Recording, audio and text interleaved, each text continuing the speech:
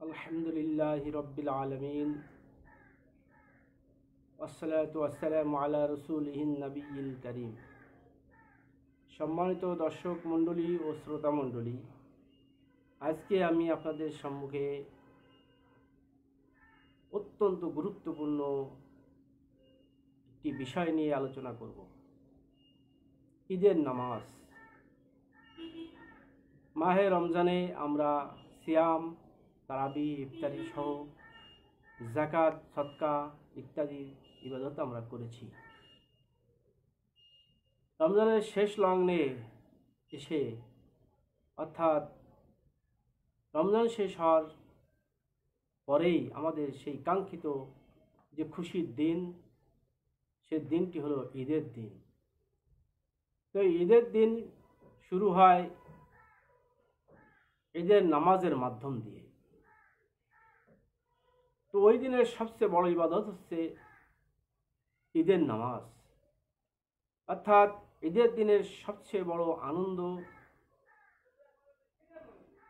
সময় হলো ঈদের নামাজ আদায় করা।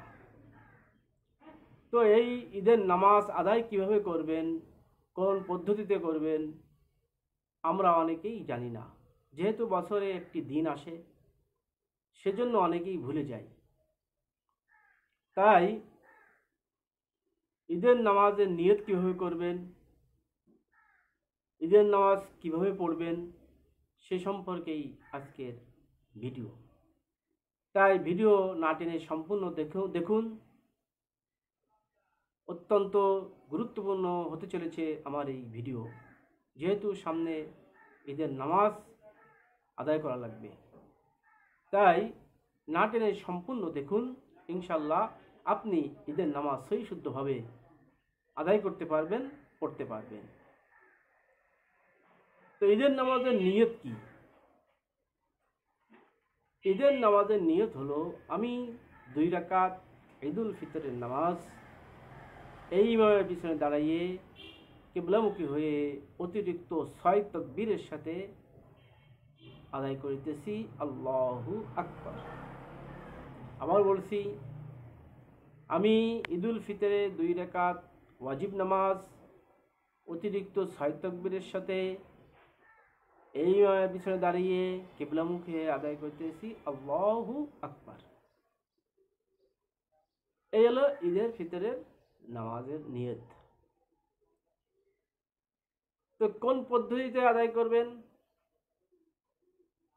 প্রথমে ইমাম সাহেব যখন তাকবীর কালিমা বাঁধবে, আল্লাহু আকবার বলবেন, সানা পড়তে হবে। তো সানা পড়ার পর অতিরিক্ত 3টে তাকবীর দিতে হবে। চতুর্থ তাকবীরে হাত বেঁধে ফেলতে হবে। কিন্তু অতিরিক্ত 3টি তাকবীরের মধ্যে প্রত্যেকটি তাকবীরের ক্ষেত্রে হাত ছেড়ে দিতে হবে। আমি ভিডিওর শেষে প্র্যাকটিক্যাল করে আপনাদেরকে ঈদের নামাজ দেখাবো। তো এরপরে সূরা ফাতিহা ইমাম সাহেব পড়বেন, কেরাত পড়বেন, রুকুতে যাবেন, দ্বিতীয় সেজদা যাবেন, দ্বিতীয় রাকাতের জন্য উঠবেন। দ্বিতীয় রাকাতে সূরা, কেরাত, ইমাম সাহেবের সব আমল এগুলো ইমাম সাহেব বলবেন। দ্বিতীয় রাকাতে রুকুতে যাওয়ার আগে অতিরিক্ত 6টি তাকবীর বলতে হবে। অতিরিক্ত 3টি তাকবীর বলতে হবে। ভুল হয়েছে, অতিরিক্ত 3টি তাকবীর বলতে হবে। এই 3টি তাকবীরের মধ্যে প্রত্যেক তাকবীরে হাত উঠাতে হবে। চতুর্থ তাকবীরে রুকুতে গিয়ে যথা নিয়মে ইমামের সাথে সালাম ফিরিয়ে নামাজ শেষ করতে হবে। তাহলেই 2 রাকাত ওয়াজিব নামাজ, ঈদুল ফিতরের ওয়াজিব নামাজ আদায় হবে। আমি যদি দেখিয়ে দিই প্র্যাকটিক্যাল ভাবে, আপনারা লক্ষ্য করুন। আল্লাহু আকবার, সানা পড়ছি, সানা পড়া শেষ। আল্লাহু আকবার, আল্লাহু আকবার, আল্লাহু আকবার। কেরাত, সূরা ফাতিহা, রুকু, সিজদা শেষ হলো। দ্বিতীয় রাকাতে যখন উঠলাম, ইমাম সাহেব সূরা ফাতিহা কিরাত শেষ করলো। রুকুতে যাওয়ার আগে আবার অতিরিক্ত 3টি তাকবীর দিতে হবে। প্রত্যেক তাকবীরে হাত উঠাতে হবে। আল্লাহু আকবার, আল্লাহু আকবার, আল্লাহু আকবার, আল্লাহু আকবার। চতুর্থ তাকবীর বলে রুকুতে চলে যেতে হবে। এইভাবেই 2 রাকাত নামাজ আদায় করতে হবে। ভিডিও শেষে আমি কয়েকটি ঈদুল ফিতরের মাসালা নিয়ে আলোচনা করতে চাচ্ছি। কোনো ব্যক্তি যদি ইমামের সাথে নামাজ শুরু করতে না পারে, অর্থাৎ ইমাম সাহেব নামাজ শুরু করার কিছুক্ষণ পর উপস্থিত হয়েছে, তখন সে নামাজ কিভাবে আদায় করবে? তো ওই ব্যক্তি তাকবীরে তাহরিমা বলে সানা পড়ে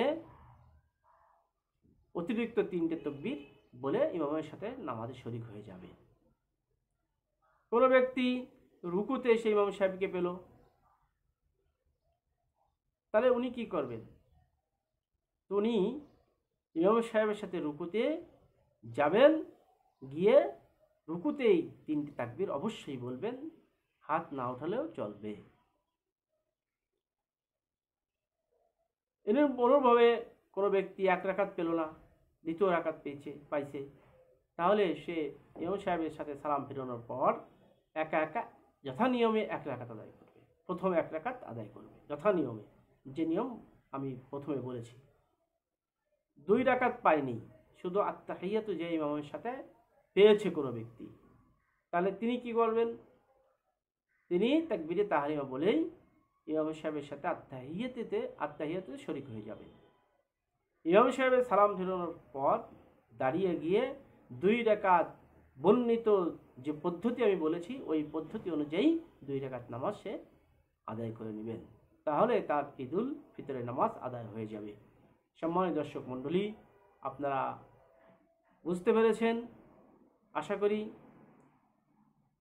আমি ঈদুল ফিতরের নামাজ প্র্যাকটিক্যালে দেখালাম, নিয়ত বললাম। নিয়তটা আবার বলি, আমি ঈদুল ফিতরের 2 রাকাত ওয়াজিব নামাজ অতিরিক্ত 6 তাকবীরের সাথে এই ইমামের পিছনে দাঁড়িয়ে কিবলামুখী আদায় করে নিতেছি, আল্লাহু আকবার। এভাবে যথা নিয়মে যে পদ্ধতি দেখিয়েছি ওই নিয়মে আপনি আদায় করবেন। আল্লাহ রাব্বুল আলামিন ঈদুল ফিতরের নামাজকে যথাযথভাবে আদায় করার তৌফিক দান করুক। এই কয়দিনে আপনি ভিডিও দেখে মুখস্থ করে ফেলবেন, যাতে ঈদের মাঠে গিয়ে ভুল না হয়, ঈদের নামাজে দাঁড়িয়ে যেন ভুল না হয় এবং অন্য মুসল্লিদের দিকে যেন আপনার নজর না যায়। এই জন্য ওই ভিডিও দেখে আপনি মুখস্থ করে ফেলবেন, আয়ত্ত করে ফেলবেন। এই জন্য আমি এই ভিডিও তৈরি করে আপনাদের মাঝে দিলাম। আল্লাহ রাব্বুল আলামিন তৌফিক দান করুক। আর আমার চ্যানেলটি সাবস্ক্রাইব করে রাখবেন, অন্যকে এই গুরুত্বপূর্ণ মাসালাটি দেখার সুযোগ করে দিবেন, শেয়ার করে দিবেন, যাতে করে তারাও সুন্দরভাবে ভালোভাবে এই ঈদুল ফিতরের 2 রাকাত নামাজ আদায় করতে পারে। আল্লাহ রাব্বুল আলামিন তৌফিক দান করুক। আসসালামু আলাইকুম ওয়া রাহমাতুল্লাহি ওয়া বারাকাতুহু।